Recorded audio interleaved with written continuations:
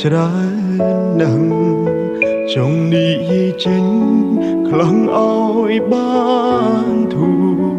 តែទឹកភ្នែកចេញតែស្រងហោគិតយូរម្នាក់ឯងឡើយចង់ឈួតហើយគ្មានអ្នកខលពីសុំទឹកររបស់ខ្ញុំទេមានអ្នកណាស្ម័គ្រក្បែរជួយទាញខ្ញុំក្រោកឈរឡើយសែងស្មុគស្មាញខ្លាំងណាស់ចង់ស្ទែគូស្លាប់ទៅហើយចង់ទាញពេលអើយត្រឡប់ទៅជាកុមារអាយុកាន់តែច្រើនសំពាធកាន់តែធំต้องต้องប្រមូលផ្ដុំ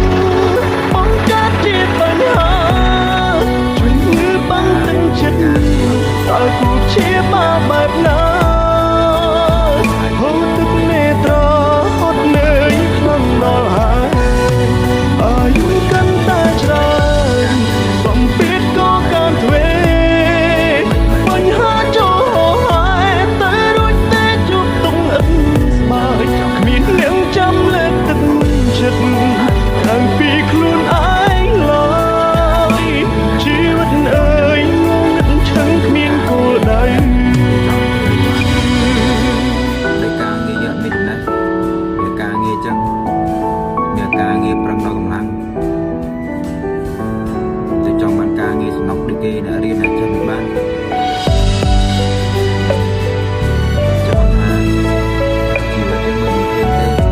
តែយើងខំប្រឹងយើងខំប្រឹងទៅអាចទៅពេលខំប្រឹងតែដល់ណាមានអ្នកខលពីសុំទឹកររបស់ខ្ញុំទេគ្មានអ្នកណាស្ម័គ្រក្បែរជួយទាញខ្ញុំក្រោកឈរឡើយខ្ញុំសែនស្មុគស្មាញខ្លាំងណាស់ចង់ស្ទែគូស្លាប់ទៅហើយចង់ទាញពេលអើយត្រឡប់ទៅជាកុមារអាយុកាន់តែច្រើនសំពាធកាន់តែធំទុំសំប្រមូលផ្ដុំបង្កើតជាបញ្ហាជំងឺបាំងទឹកចិត្ត